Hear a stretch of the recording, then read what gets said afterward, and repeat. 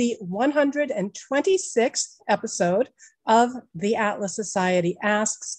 My name is Jennifer Grossman, but you can please call me Jag. I'm the CEO of the Atlas Society. We are the leading nonprofit organization introducing young people to the ideas of Ayn Rand in fun, creative ways like graphic novels and animated videos.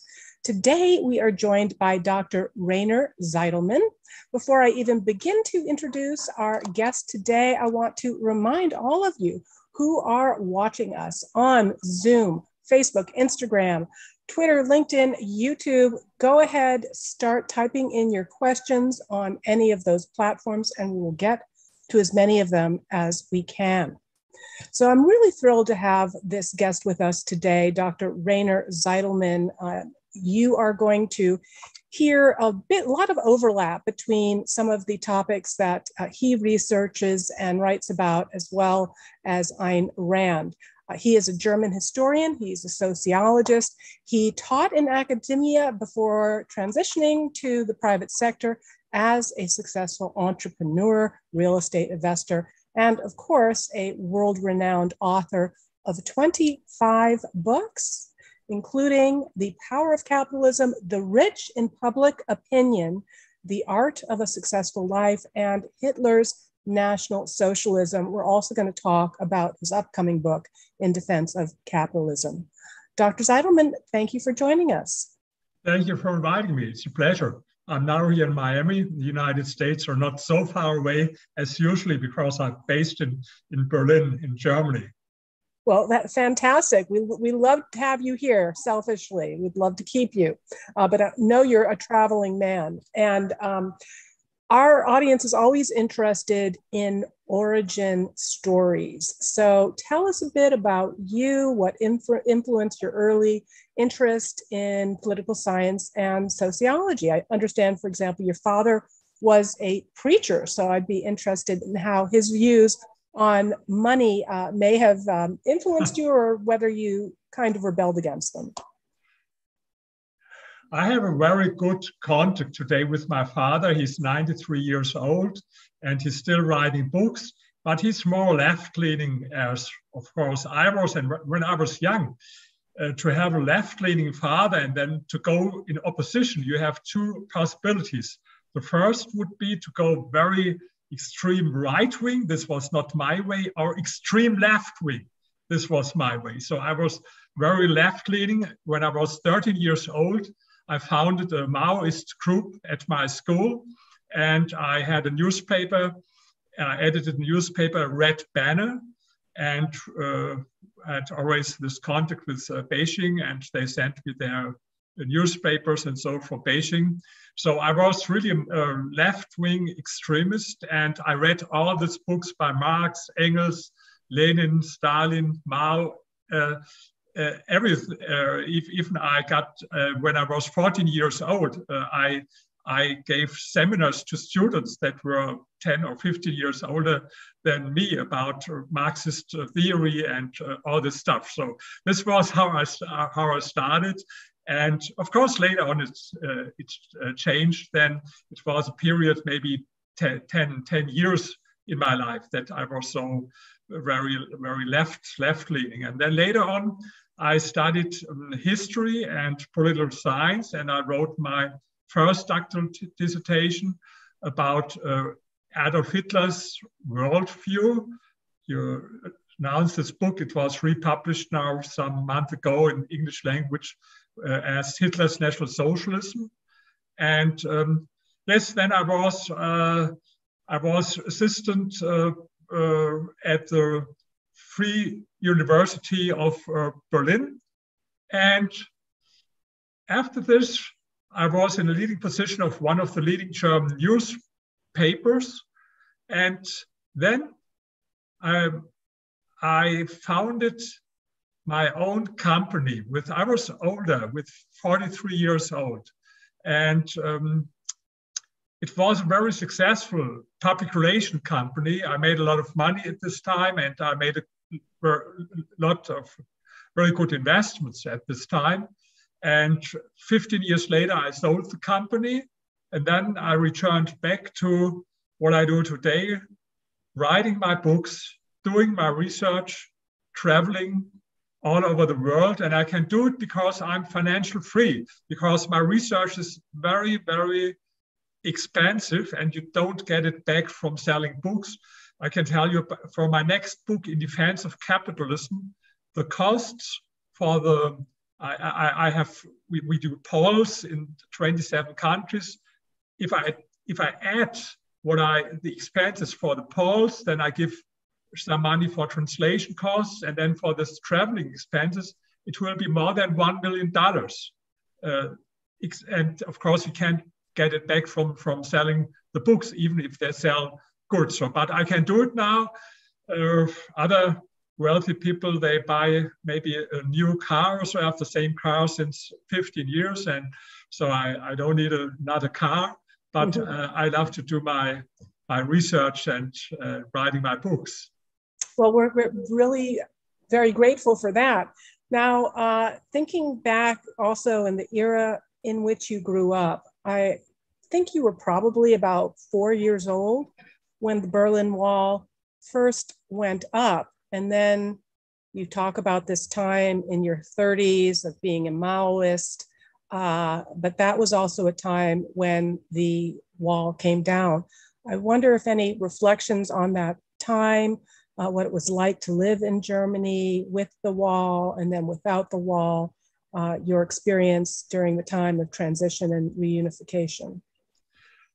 Yes, it's correct what you said. I was 4 years old when they built the wall, but I was not a Marxist with my 30s, but as a teenager. So I was between 13 and 23. So when the wall came down, it was a very long time ago, but then I wasn't a Marxist or something like this. Yes, to remember, even by the way, I can recommend everyone can Google it on the internet. I produced a film, Life Behind the Berlin Wall, together with the Free to Choose network. And you can find it for free on the internet. And I'm proud that we got an award for this film at the Anthem Film Festival at Freedom Fest in July. And so, yes, at this time, Germany was divided in East and West, and I lived in West Germany.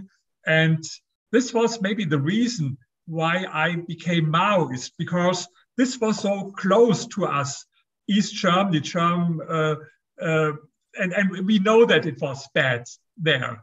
And we know that it was bad in Eastern Europe and in Russia, but China was far away, and we could project all our young utopian fantasies about perfect society to China, because of course I wasn't there in China, it was so far away. And the only thing that I knew about China at this time was what I read every week in Beijing Review, that they stand in German language to us, and this propaganda. And we didn't like East Germany, the political system, and Soviet Union.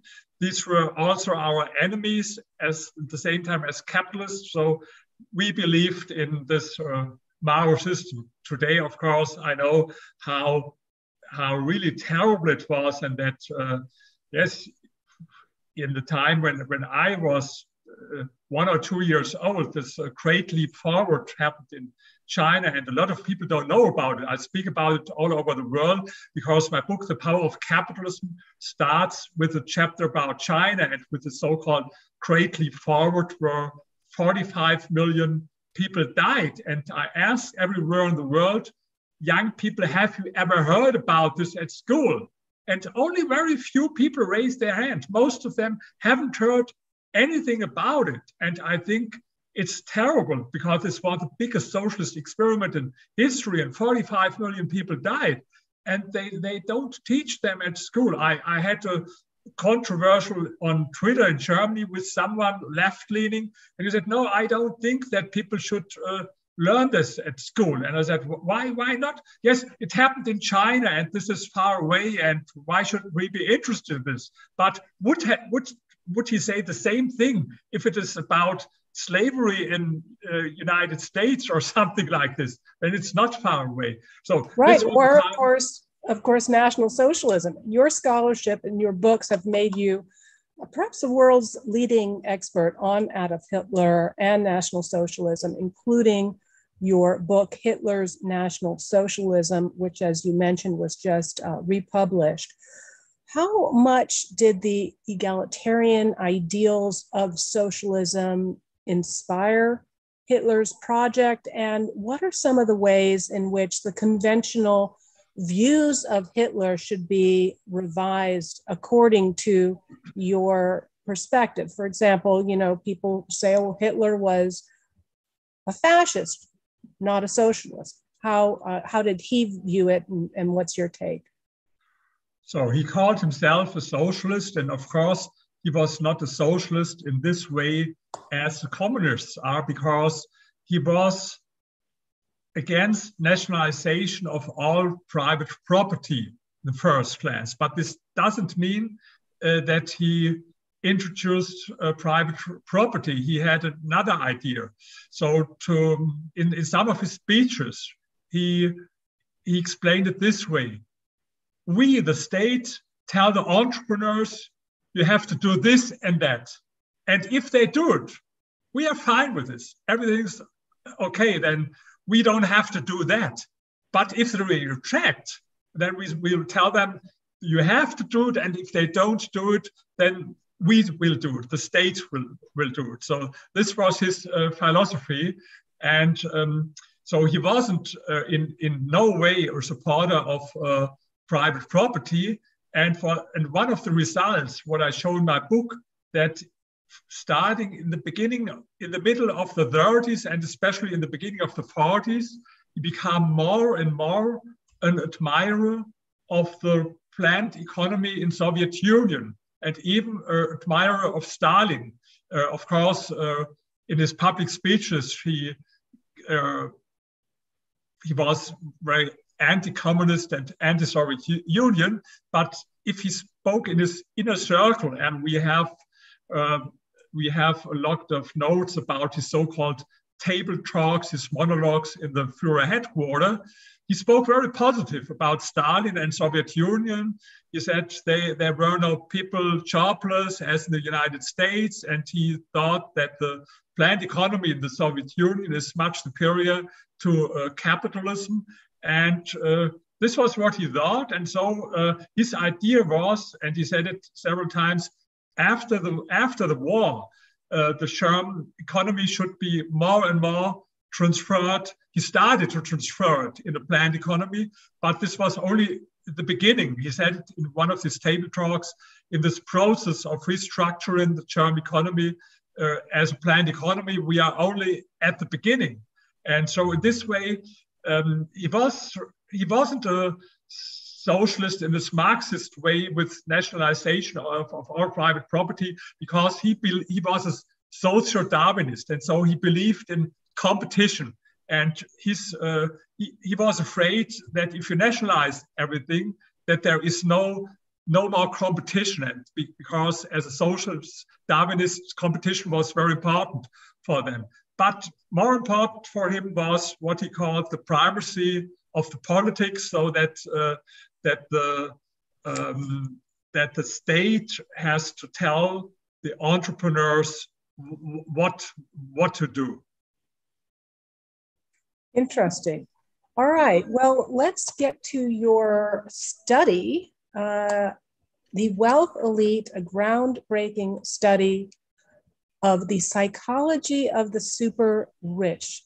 Tell us a bit about what you hoped to set out to investigate, your methodology, and some of your findings about the psychology of the super rich. Yes, by the way, we speak now about my second doctoral dissertation. I have 2 PhDs. The first one was this about Hitler, and the second one was this, but it's only now 7 years ago, the second one. And at this time, I was an entrepreneur and I was rich, so I did it in my in the time when I was entrepreneur, I started to write in the evening or at the weekend in my vacation. I worked on this. And what did I do? There are a lot of books, how to get rich, and some of them are good, but a lot of them are bad. And what I found out that there is almost no scientific research, especially in the topic about the connection between personality traits on the one hand and financial success on the other hand. And in all of the self-help books, they are not science-based. And this is the difference that I'm as a scientist, I believe in scientific research, and a quantitative research about this group is not possible because this group is so very small that you can't have something, you can't find them if you do a poll like you do it with other research. So what I did, you call it in sociology qualitative research. I had 45 interviews with very wealthy people. The poorest of them had a net worth between 10 and 30 million dollars. But more than $30 million. Most of them were between 30 million and 1 billion, and some of them were multi-billionaires. And I spoke with 45 of them, with everyone between 1 and 2 hours. And in the end, I had 1,700 pages with transcriptions, so a lot to analyze. And in addition to this, everyone completed a psychological test. This is a so-called Big Five test about 5 personality traits. So I had a lot of things to analyze, and what I wanted to find out whether there's any relationship between their personality traits and their financial success. And I found some patterns. Everyone want to find what do they have in common. And first, to be honest, not all rich people are the same, as not all poor people are the same. But this is correct on the one hand. On the other hand, you can find something that they have in common in their biography, in their attitudes, in their psychology. And yes, this was the topic of my doctoral dissertation. Yes, so I think I recall conscientiousness was a high prevalence personality trait. Also, self-confidence, believing that you can do something, a bit of a trailblazer, not necessarily always feeling like you had to follow the beaten path. One of the other striking findings I found in your study was that many of the super rich were competitive athletes in their youth. And I thought that was interesting because by contrast, they weren't necessarily academic overachiever. And that certainly contradicts popular stereotypes about dumb jocks versus, the nerds. And it brings to mind some of the people that we have profiled, like Chip Wilson, founder of Lululemon. What are some other examples that you found? No, this is absolutely correct.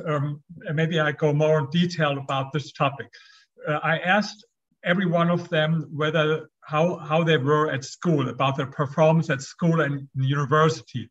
And the result is there was absolutely no relationship between their performance at school or university on the one hand and their later financial success on the other hand. Some of them were very good at school or had even doctor degree. Others, they even had no high school degree and nothing. So this was not important. But then I asked them about the activities outside school, alongside school. And 2 things were striking. One thing was, you mentioned this, half of them were competitive athletes. And I think they learned a lot, especially how to win, but much more important, how to lose. Mm-hmm. How to deal with setbacks and with crisis. I think this was very important. And the other thing was, a lot of them earned money with early entrepreneurial activities. So when I was young as a student, the other students, they earned money, for example, taxi driver or working in a restaurant or even in a factory. So they worked for an hourly wage.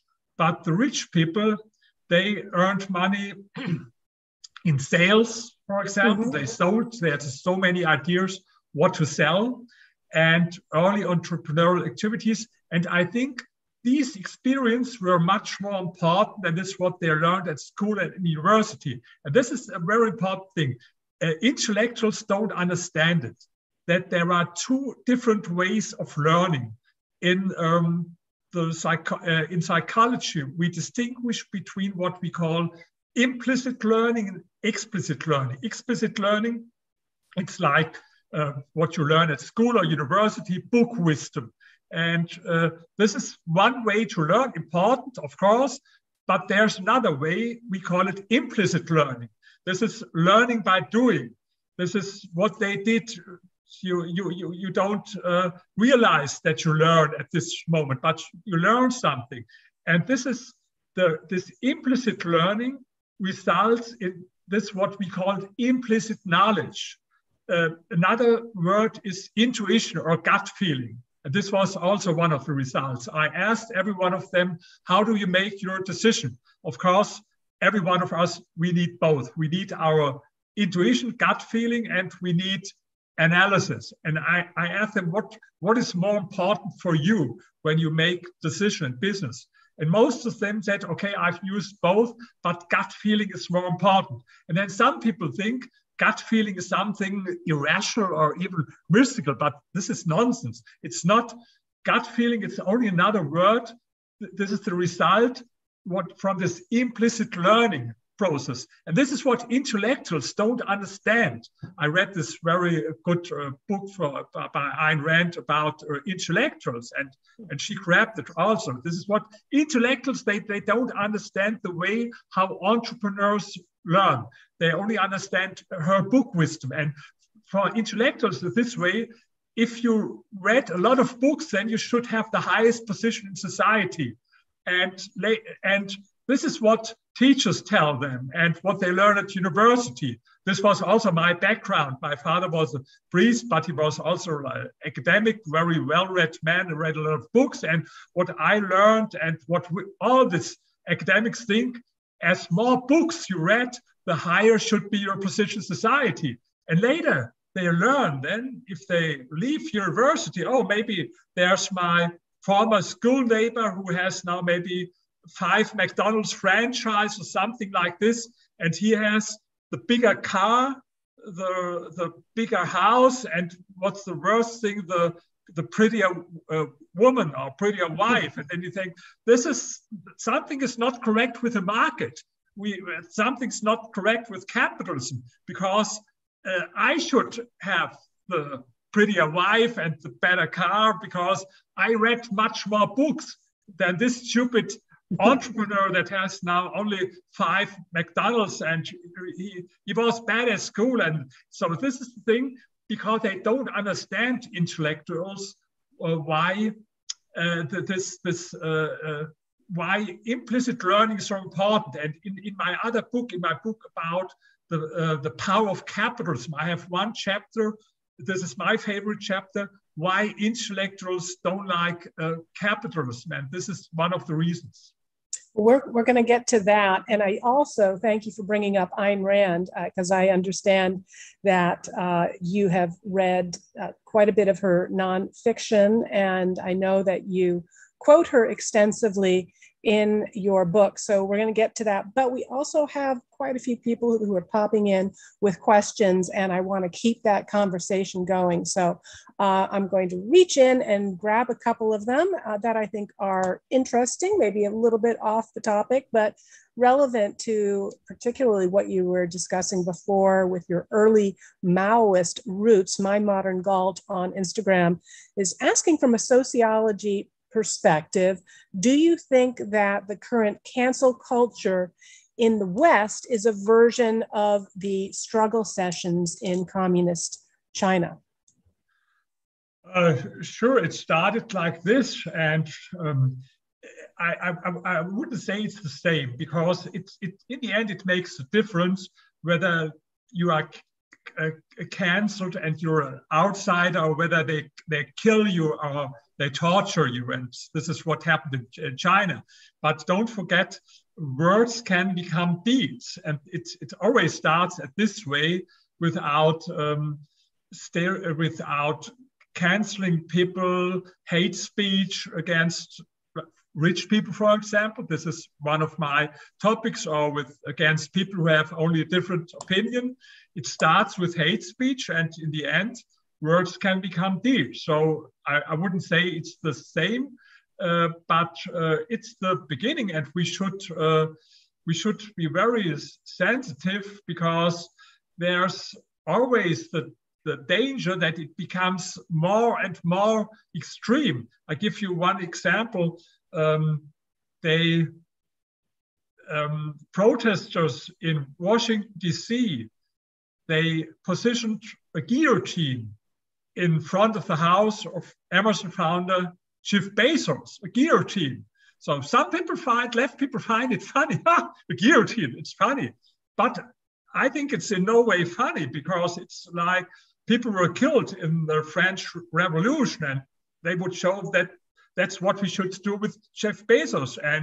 And you have this T-shirts you can buy it on the internet, kill the rich or eat the rich, or something like this. And it starts with this, and they find it funny maybe. But for me, if I see things like this, for example, in Berlin, we had a big demonstration protest, and they had this slogan, kill your landlord. And when I saw it, I thought, what would people say if there's a poster like kill black people or kill Muslims? Everyone would be outraged, and rightly so.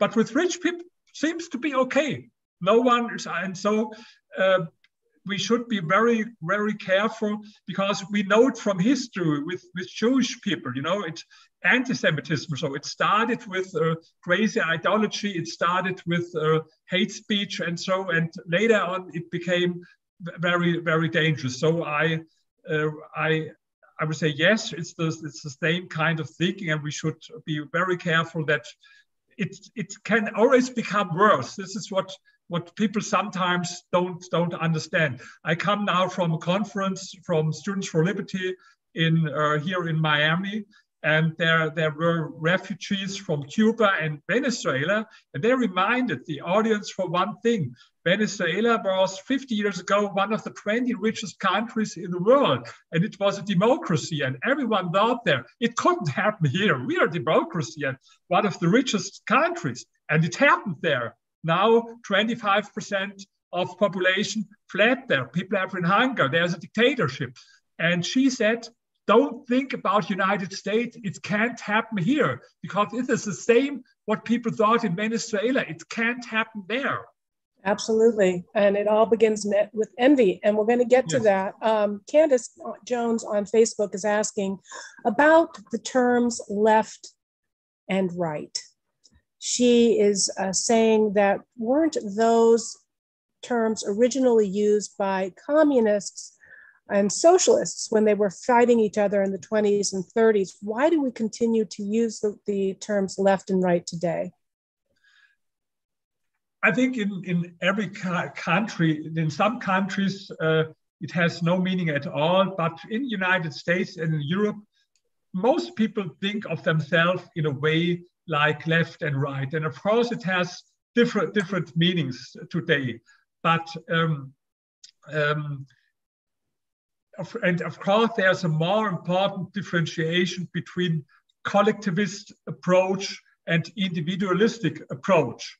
And some people on the far left and far right have some things in common, their collectivistic approach. But of course, as an intellectual, you can think about it. And I know every intellectual tells me it's not important, and right and left, it has no meaning. But for most of the people, they know whether they position themselves anyway. And later on I can tell you about my latest poll. I commissioned a poll now in 29 countries about the image of capitalism. And one of the questions was, we asked everyone to position himself on the left-right scale. What 0 would mean far left, and 10 far right, and 5 in the middle. And most of the people could position themselves on. And then we looked whether there's a correlation between left and right-wing thinking on the one hand, and pro and anti-capitalism approach on the other hand. But of course, it's correct that right has much different meaning. There are some people, for example, I would describe myself as a moderate right. If you're on this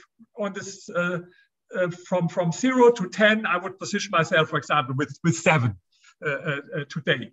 But what does it mean? For me, it means more freedom is more important than equality. For example, this is very important. For left people, always equality is the most important thing. But of course, there are right-wing nationalists like some Trump supporters and so, who don't like economic freedom in any way. And so right-wing can mean a lot of different things if it comes to topics like and there are some topics, of course, where it's not so easy to differentiate between left and right. For example, now at this conference, there were a lot of advocates for abolish, or how to say it, for free truck use, cannabis and also other trucks. And in a way, in Germany, it's more like left-leaning people support this, and conservative people are against it. But yeah, one of the things I thought was so interesting about your work was particularly your 2020 book, The Rich in Public Opinion, which, as you mentioned before, sprung out of this observation that of all of the groups that we're not supposed to have any prejudice against, and we are hypersensitive to not having any bias against any preferred minority. But we kind of look the other way, or it doesn't raise any eyebrows with regards to what, of course, Ayn Rand talked about as the most persecuted minority. Of course, she was referring to big business rather than the financially successful per se. But I was really fascinated by your social envy coefficient, which, if I get it right, indicates the ratio of social enviers to non-enviers. You looked at different countries. You looked at France, I think Germany, Spain. Tell us about, you looked at the US and the UK. So tell us about your methodology, and also what did you find? So I thought that was just fascinating. Yes, absolutely. So I commissioned a poll first for this book, but now it's ongoing. We after the book was published, we did it in a lot of other countries, and it was about the attitude toward rich people, and especially about envy. And first, if we speak about envy, there's almost no one who admits being envious. I'm not envious, these are the others. We know there's a research, we call it envious research. You find a chapter there in my book. I didn't know it before, that there's really a field of research about envy. And one of the results is that people can admit almost all emotions, even hate or whatever, but not to being envious, because it means that if you admit to being envious, it means you admit that there's someone who has something that you want to have and that you would like to have. And then this leads to the question, why do I not have it? And this could be very uncomfortable for your self-conscious. And so people don't, and so you have to find a way, if you want to find out whether someone is envious or not. You can't ask them, are you envious or not? You have to ask some questions that we call it indicator questions, where you can find out, for example, what means envy? Envy means you want to reduce the gap between you and someone who's rich, for example, not by improving your own situation, but by tearing the other person down, by making his situation worse, not make your situation better, but make his situation worse. And so we had some questions as, for example, I would favor drastically more that millionaires should pay much higher taxes, even if I have no personal advantage. Another statement was, I'm in favor of drastically reducing the compensation, CEO compensation of top managers, and distribute it more evenly among their employees, even if everyone has only $2 more. The same principle, to make situation worse for someone, even if everyone has not really an advantage. Or another question was, we called it the Schadenfreude question. It was this question, if I hear that millionaire lose a lot of money due to a risky business, I think it serves him right. So if people, have fun when it's bad for others. And so we had a lot of questions, and in the end, we could. And you also had questions about attitudes towards millionaires or attitudes towards wealthy people, right? Yes, there were a lot of questions, and in the end, we could distinguish between two groups: the enviers and the non-enviers, as you mentioned before. And in the middle, there were some, we call them the ambivalent words, not really clear. And the social envy coefficient that you mentioned, it's exactly, you grabbed it, it's the ratio between enviers and non-enviers in the country. And to make it a little bit easier, the purpose was to find one number to compare different countries, how envious are people. So every number bigger than 1 means that there are more envious than non-envious, and every number smaller than 1 means that there are more non-envious. And now we did it in 12 countries, and the most envious people are in France. Not a huge surprise there, but... Not a really surprise. I tell you a funny story about France. I mentioned my next book will be published in 27 countries all over the world, but I was not successful to find only one publisher in France. It will be even published in Nepal and Mongolia, and it will be published in Japan and Korea, everywhere. But there was not one single publisher in France. I tried very hard to publish only one of my books. So it's easier to publish some of my books in China than in France, so by the way. And we had another survey, at a footnote, I can tell you later something about this. In defense of capitalism, for this, my next book, we had another survey about the attitude toward capitalism. And one of the results was that the most anti-capitalist people you can find in France. So it was not a surprise. Followed by Germany. So France I think it was a 1.6 ratio of enviers.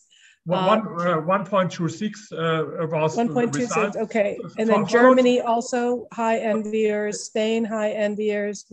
And then UK was low enviers right after that. UK lower, and United States much lower. But in the United States, there's a big difference between older and younger Americans. Older Americans were exactly the way as we in Europe think about Americans, in favor of private business, capitalism, rich people, and the younger were more critical to rich people and capital. So there was a huge difference. By the way, in Italy, it was the other way around.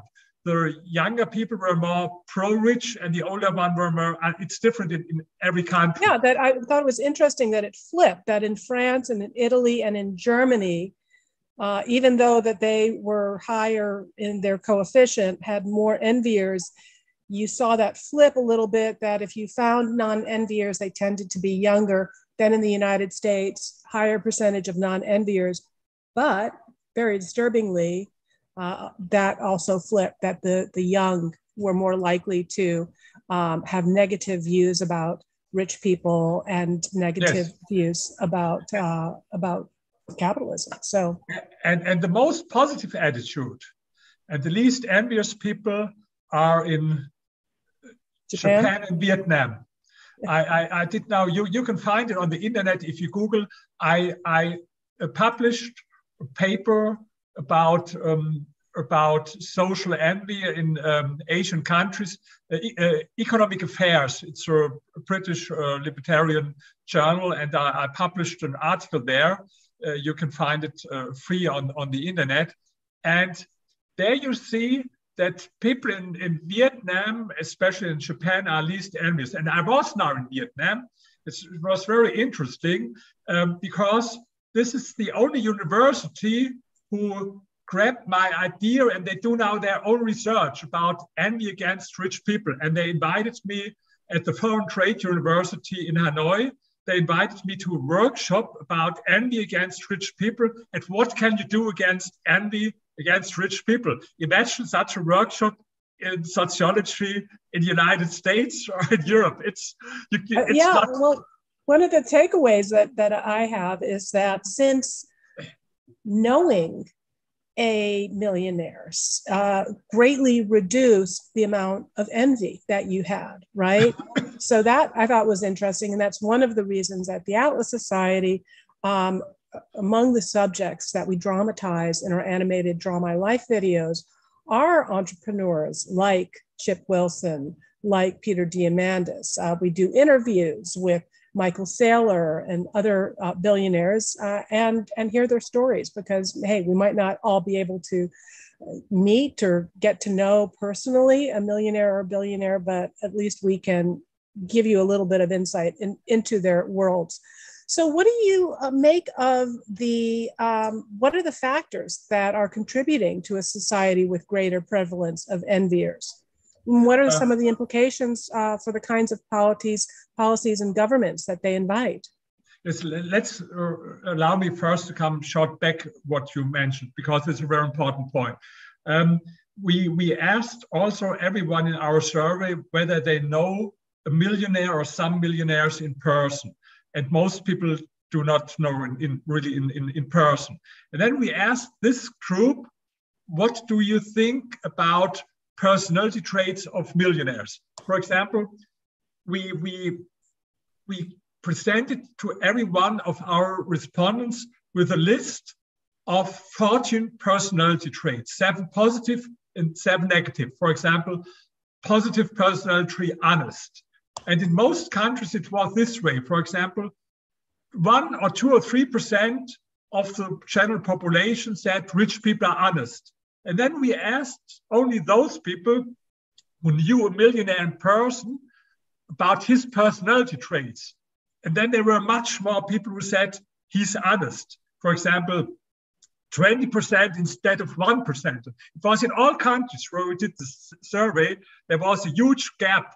And so I appreciate very much that you give people the opportunity when it's not in person, but even there to learn a little bit more about rich people and successful entrepreneurs, because this is the big problem, that most of the people know them only from media, like Hollywood movies. And I have one chapter in this book. I did research about the image of rich people in Hollywood movies. And I think it comes not as a big surprise that it's an overall negative image, rich people in Hollywood movies. And I can tell you maybe a funny story. I had an interview with, similar to our interview, but the interview was very left-leaning. But in a way, he liked me and I liked him as a person. And in the end of the interview, he asked me, please be honest for a moment. Isn't it this way that the rich people are in reality the same way as we know it from the James Bond movies? So this was his question. And I asked him, okay, one question. How many multi-billionaires do you know in person? 0. How many billionaires do you know in person? 0. How many people who have some hundreds of millions do you know in person? Zero. How many millionaires do you know in person? Zero. He knew not even one millionaire. And then I said, okay, there's a difference between you and me. You know them from the James Bond movies. I know them, for example, from my interviews, from my doctoral dissertation. So he had to laugh a little bit, because this is about prejudice. You speak about people that you don't know. You hear only in the media something about them. But sorry, Right. this was only no. I think that, well, I want to, because we've got about 15 more minutes, and I don't want to neglect all of these people that are popping in with their questions, some of which actually have specifically to do with Germany. So I would want to try to get to Kingfisher's question from Facebook. Thoughts on the recent economic insolvency happening in Germany? In Germany, it's a very bad situation. It's I mean, it's that, and there's the energy crisis, and there's a lot. The first thing is that since the time of Angela Merkel, we go more and more in the direction of a planned economy. They don't call it a planned economy, but in fact it is. And the energy policy is only a perfect example. It has nothing to do with a market. There was a very good article 3 years ago in Wall Street Journal. The headline was "The dumbest energy policy in the world." And it was about Germany, because first we phased out nuclear power plants, we forbid fracking, we then made the decision to phase out coal power plants in the hope that we can do all with solar energy and with windmills, but they are not there. It's like the same, you are not happy with your house and you tear down your house the first, even before you have the key to another house, and even you don't have the building permission for another house. And this is exactly what happened now. Of course, it's very crazy. It's ideology driven. And in German newspapers, there are every day now article how to prepare for blackout that can happen maybe in a few months, blackout. But I made a joke on Twitter. I said, don't call it blackout, call it green out, because this fits better. Call it green out. That's great. That's great. By the way, if you say blackout, maybe some people can think it's racist, because you shouldn't do something with black with negative connotations. Or call it green out. And it's only one example. But I just got my Tesla power walls. So even living in California, hopefully no more greenouts for me. Also getting to Europe, I got a question here, Ison on Facebook, or actually Instagram, asking, are European countries primarily socialist countries with capitalist elements, or are they capitalist countries with socialist elements? I think all over the world, there is nowhere pure capitalism and there's nowhere pure socialism. It's all a mixture between both elements today. I compare it also, I call it the test tube theory. I have it in my book, The Power of Capitalism. Imagine you have a test tube with two ingredients, market and state, or capitalism and socialism. And then you see what happens if you add more market, as they did in China or in Vietnam in the last 40 years, or if you add more state, as they did in Venezuela, for example, in the last 20 years. And so I think this is important to understand economic development, even if there is, the great thing is with capitalism, you don't need pure capitalism. Even a little bit of capitalism can help a lot. As you saw, give your example from, before I speak about Europe, give your example from Vietnam, because I was there. A lot of people don't know this. 1993, Vietnam was the poorest country in the world, even poorer than all African countries. And 80% lived in poverty. Today it's less than 5%. Why is that? Because they started 1986 with pro-market reforms. And of course, it's not a pure capitalist country. They call themselves socialists, but I can guarantee you, you can find more Marxists in United States than you will find in Vietnam. But you see what happened. And in Europe, for me, it's a mixed system. for example, in Germany, after Second World War, with this policy of Ludwig Erhard, this was our success story with market economy. And this was the secret. And then they added more and more state. And in the beginning of the 2000s, we had some pro-market reforms in Germany. Then the situation became better. And now we go back again in the direction of more planned economy. Poland, another example. Poland is the most successful European country in the last 25 years. You have to know they were the poorest country in the Eastern Bloc in socialist times, poorer than the Ukraine, and they had only half of GDP per capita than Czech Republic. And then they started with their economic reforms pro-market, but now again they go back to more state. And so it's always a thing that develops. And the big problem, not only in Europe, almost everywhere in the world, if you compare the situation in the beginning of the 80s, we had a lot of pro-market reforms. We had Maggie Thatcher in the UK. We had Ronald Reagan in the United States. We had Deng Xiaoping in China. We had the so-called Doi Mo reforms in Vietnam. Even in Argentina at this time, or in Italy, you had a little bit of pro-market reforms. And now it's the opposite. Everywhere where you look, in China, they go back to more state.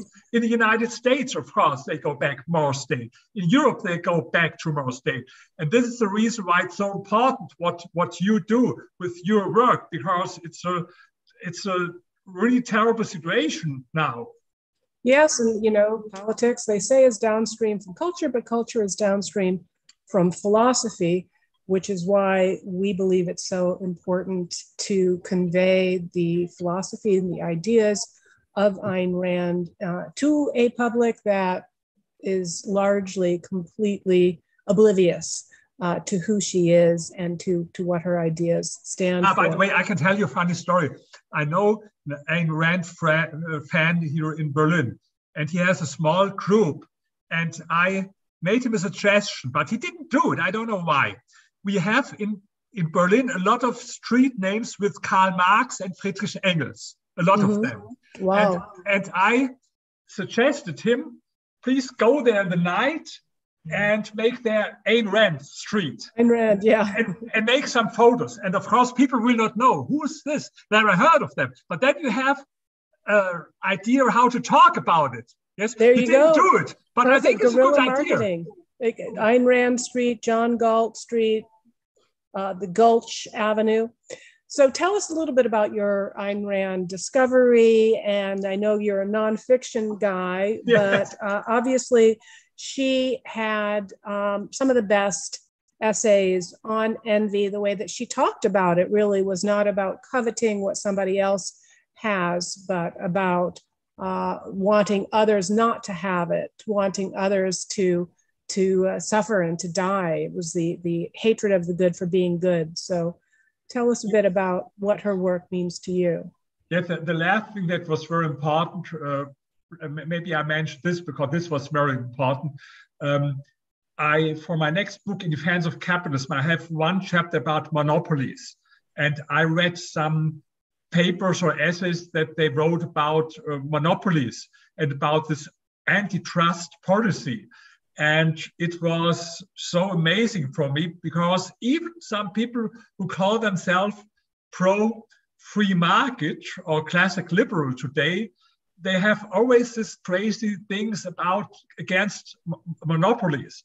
Even I don't speak only about left-leaning people. Of course, they always tell, oh, how dangerous is the monopoly. The same time, they are in favor for state monopoly. What is, I will never understand how to fight against monopolies to have then the absolute monopoly, the state monopoly. But I don't speak about left-leaning people. I speak about people who call themselves classic liberal or even libertarian, and they are, yes, we have to do something. They have this emotion against big business and against monopolies. And so this was for me very important to read her essays because this was exactly the same as I thought. I found it from her and from a few others.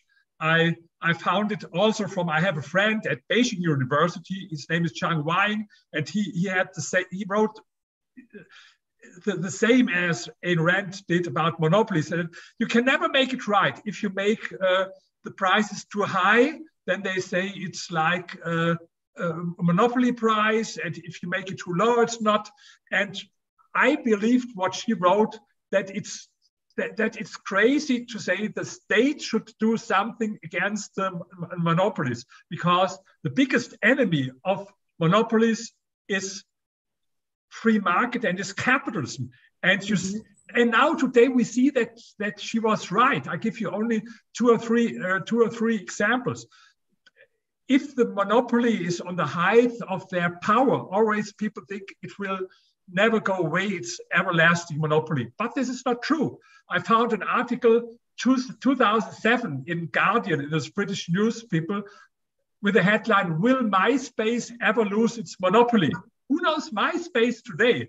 And there was, in the same year, on the cover of Forbes magazine, it was about the Nokia, that they will never lose their monopoly. Who knows about Nokia today? And you know, in the United States, it happened with Kodak, it happened with Xerox, for example. And you had a lot of companies that you called monopoly, and today there are in insolvency, or they have only minor market share. And this proves that she was right, because this happened all about monopolies, but reality proved her right. That because all of these monopolies I mentioned now, or so-called monopolies, like Xerox or Kodak, or a lot of others, they were not ended by antitrust policy, but by capitalism. Yeah, by upstart competitors. Yes. So we're about at time. I know it sounds like you've got a bunch of your books planned out and your travel schedule planned out. Tell us the best way to keep track of you, and hopefully hear about announcements of your upcoming books and the upcoming adaptations of your books into audio format, as we discussed. Should we follow you on Twitter or sign up for newsletter? What's our... Oh, to be honest, I do not enough on Twitter in English language, a little bit, but not enough. And of course, I think most of your audience cannot understand German, or have to change it. No, the best is to read my books. And I wrote 27 books, and of course, I cannot expect everyone to read every book, but I think I can recommend to everyone my book, The Power of Capitalism. We haven't spoken about this today, but this is a very important book. This is with a chapter about the intellectual, so it's good that we didn't talk about it, so people are maybe a little bit more curious to... No spoilers. to order it. And my next book will be published in January, In Defense of...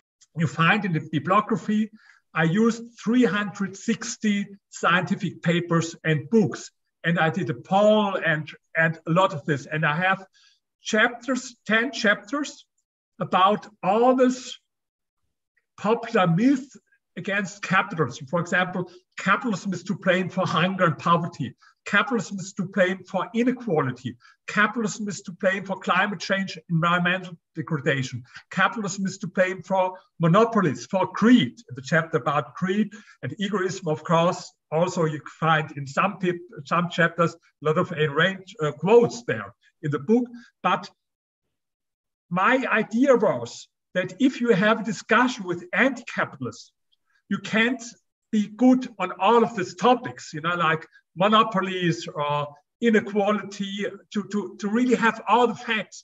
And even you don't have to read the whole book, but if you know, for example, next week in your university, there will be a discussion about inequality or about climate change, then read only one chapter, and I guarantee you have all the facts that you need. And so This is maybe my most important book. We are looking forward to it, and perhaps you'll come back and join us for when it's published. So Thank you so much, Dr. Zeidelman. I really appreciate it. This was fascinating.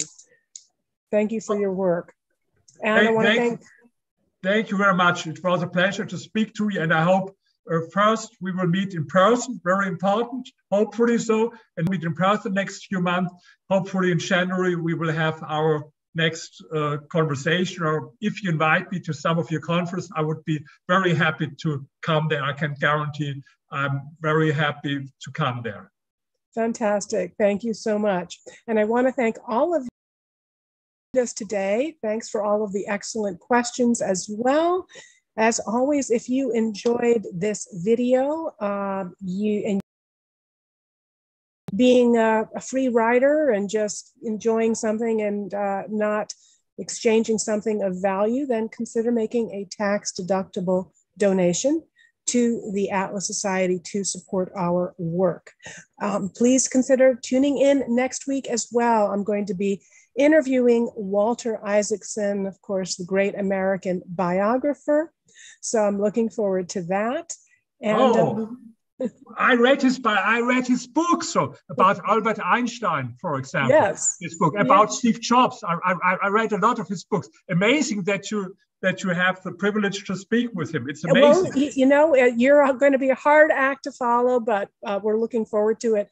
And hopefully you'll tune in as well and ask some of your questions. So I can guarantee you one thing, his English will be much better than mine. Oh, no, your English is fantastic. No. I tell you a funny story. I had this discussion with free to choose people, and they're like, yes, but you have this German accent. I know, but imagine, Arnold Schwarzenegger, I'm a little bit like him. He has also this German accent, and he became very successful. So hopefully